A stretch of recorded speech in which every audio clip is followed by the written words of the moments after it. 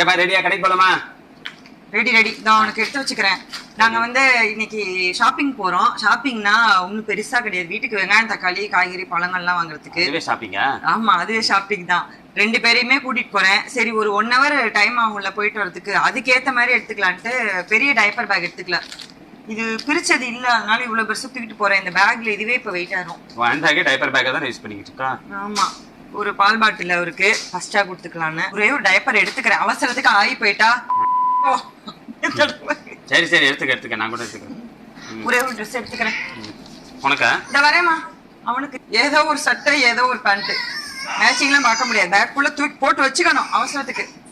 அவ்வளவுதான். ஒருத்தன் வந்து என்னைய வந்து ட்ரெஸ் பண்ணி ரெடியா பார்த்து ட்ரெஸ் பண்ணி பாருங்க என்ன நான் ட்ரெஸ் பண்ணி.